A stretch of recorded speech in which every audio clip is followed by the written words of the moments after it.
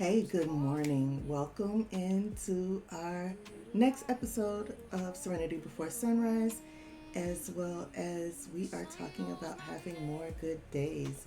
Welcome, welcome, welcome. I hope you had a pleasant evening, pleasant night, and you woke up this morning in the best of spirits. So, without further ado, we are still talking about what it looks like to have more good days this Mental Health May, and I have visuals because I think it's just so much easier.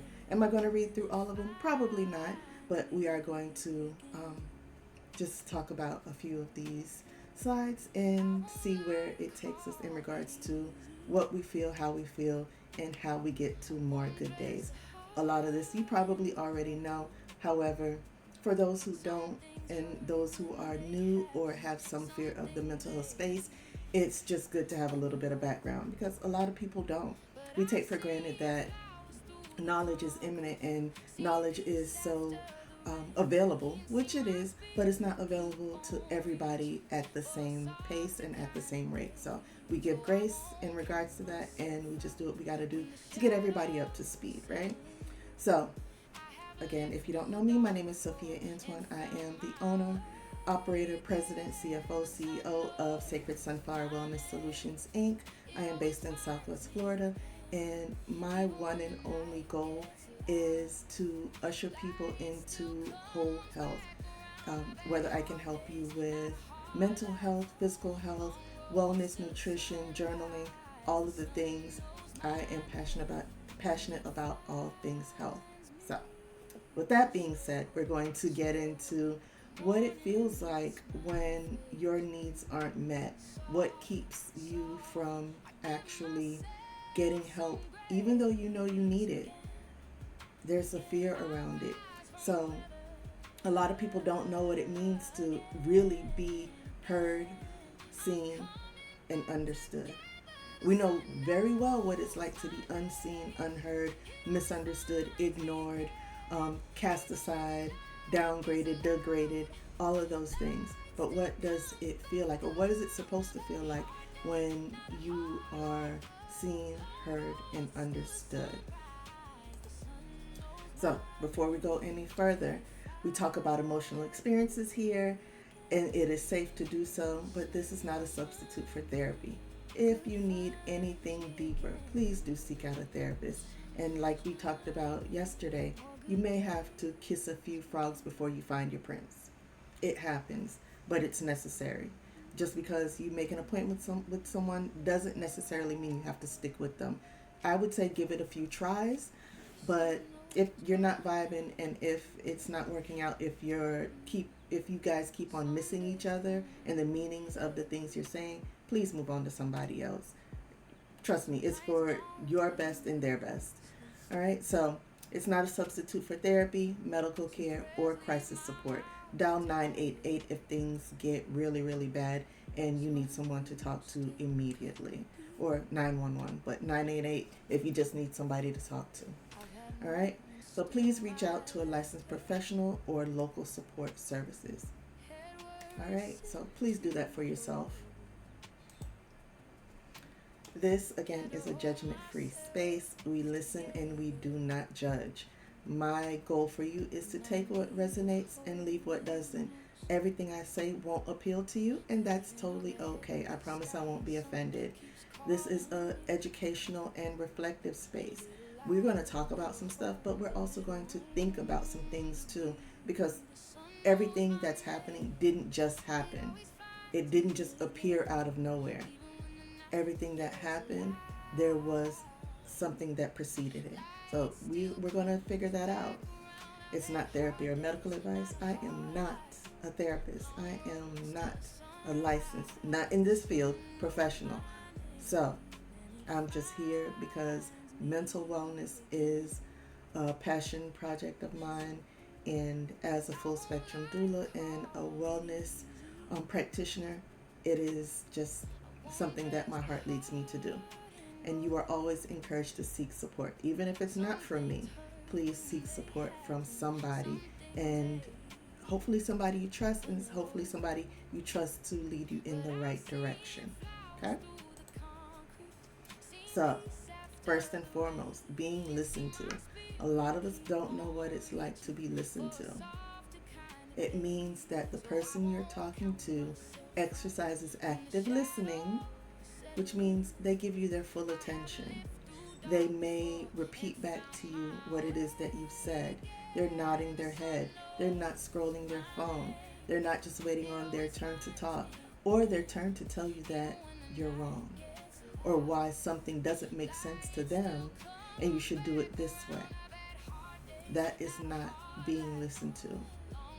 A person who actually listens to you will sit there and go deep with you and acknowledge the things that you say. They will ask questions. They want to know more. They want to see things from your perspective. That is someone who is listening to you. And this is something for us as well, because are we listening to the people we interact with? People may need us to listen to them when they come tell you something. And a good rule of thumb that I use is when somebody comes and tells me something, one, do you want feedback? I have to ask that because I am a fixer. I need to know if you want feedback. Or do you just want me to listen? Do you just want me to engage with you by listening? So that's good. So you don't waste your energy or efforts doing something that the person doesn't want you to do anyway. All right. What it means to be understood. It's like someone actually gets what you mean. So it's building on that active listening, and they empathize with you and they understand and they can say it back to you. They can paraphrase it to you, whatever it is you said, and you really feel like they are right there beside you. All right, so not just the situation itself, but the feelings that you've experienced because of that situation. And just to notice what's happening here, they're not fixing you. Like I said, I'm a natural fixer. I want to seek out solutions. But everybody doesn't come to you to discuss how you can solve their problems. They just want to know that you can sit with them in their problems. They're not minimizing you, making it seem like you're small or the problem is small or how you reacted is small or too big. They're not doing that.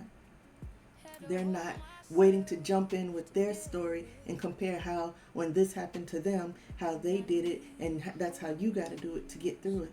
Everybody gets through things differently. It may look the same. However, we go through things differently. They affect us differently, and we get to the other side differently. But to be understood is somebody who is sitting with you in your experience and your feelings, and they're going through it with you. They are just meeting you where you are.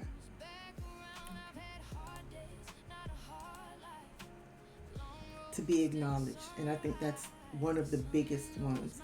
Just to be acknowledged. Acknowledge that your feelings matter, your experience matters, that you matter. It validates your experience, and if someone doesn't fully agree or understand, that's okay too. They don't have to acknowledge the fact that you went through something.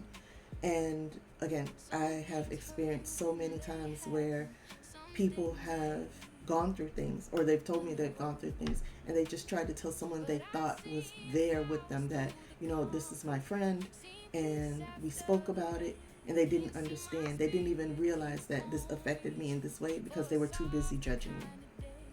So this is where so many people have been hurt.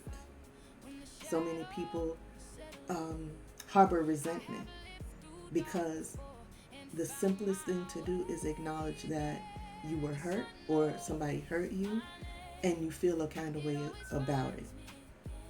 So they learn to listen, but they don't really give you the outcome that you really need. And this is where, honestly, you probably start questioning yourself. This is where you kind of look at it and say, maybe I didn't feel this way. You gaslight yourself, basically. You stop trusting yourself. And so many bad decisions can come from you stop trusting yourself. But I want to ask you kindly to give grace to these people because most people were not taught how to do this. Initially, I didn't know how to do this. It's something that is learned and it is practiced, and you get better at it over time, but you have to really be committed to wanting to support other people. And you don't have to be a professional. You don't have to own a business like myself. You don't have to be a social worker, but you do have to want to offer that support to other people. Many people were just taught how to respond, or they were taught how to, okay, here it is. This is the situation where we are. You need to get through it because you have to survive. This keeps you in a perpetual state of survival mode. This is where a lot of us are today. And maybe not in every area of life, but I'm in survival mode about a few things too. And once I'm done, I will put that away and do my best not to get back into that situation. But we're all in survival mode about something. And unfortunately, there's people in survival mode in every area of their life. So that's why we just need to give grace and try to actively listen and be there to support one another. So, how do you move forward from this? We'll see in a minute after we figure out what happens when a person doesn't feel seen or heard. Because I don't know if you'll recognize yourself or you'll recognize somebody else, but I'm sure there's something in here for you. So when you don't feel heard, seen, or understood, you start questioning yourself. Like I said earlier, it's possible that you ask yourself if you really had that experience, because nobody else can identify with it. You learn to shrink. You just make yourself small, even if you're in a room full of people.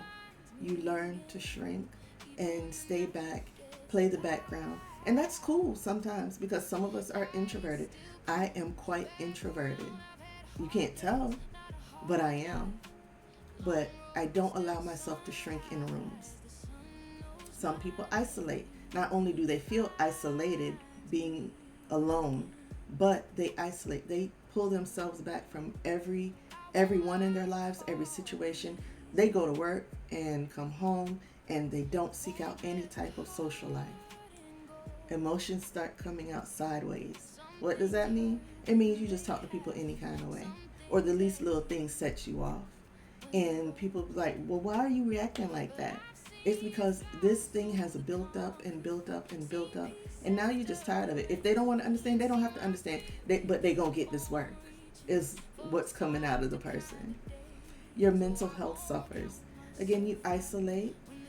Here comes the depression. Here comes the anxiety. Here comes the fear of every little thing. So your mental health suffers because of it. And like we talked about yesterday, I love a good conversation with myself. I do. I have a full-blown conversation for hours with myself. Don't let me be working on something that's important. We talking about it. We having a team meeting. But you have to talk to other people too. You have to get outside interaction, right? People stop asking for help. They don't want the help anymore. Well, that's not true. They want the help, but they're not going to ask, because all the times that they've asked, the pleas were ignored. So they stopped asking, because nobody's going to do it anyways, the thought.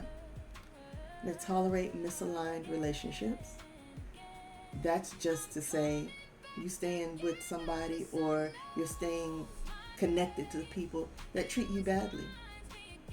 We all know people who stayed in misaligned relationships much too long, some to the point of being unalive.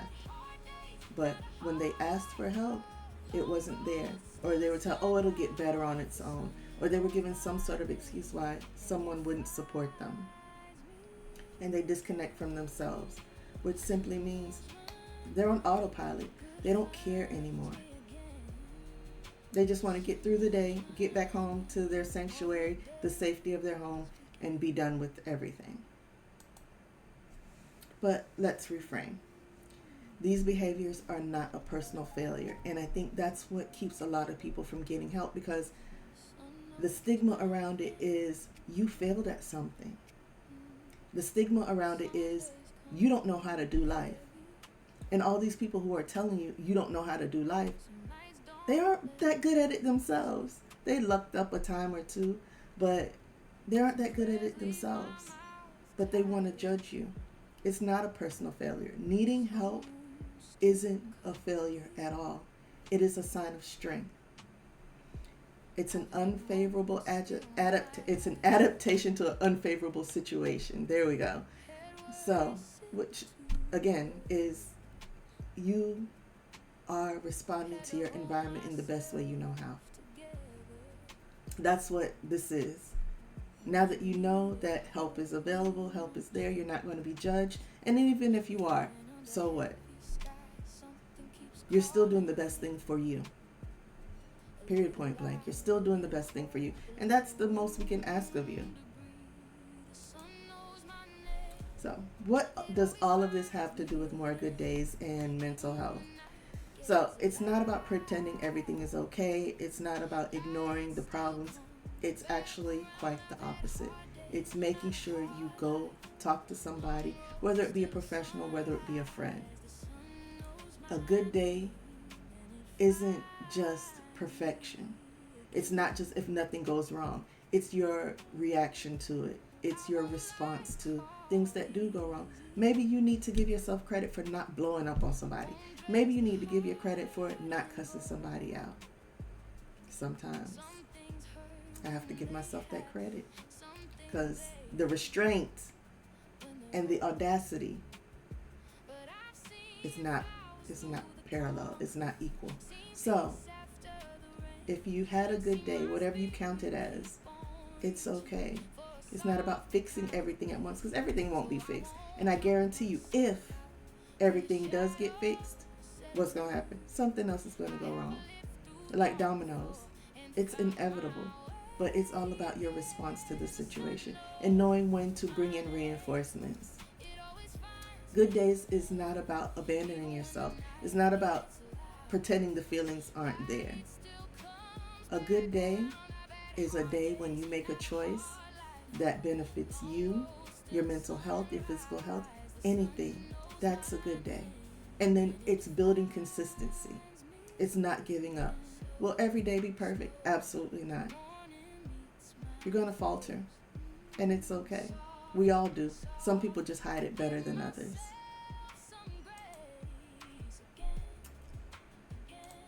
And you have an invitation.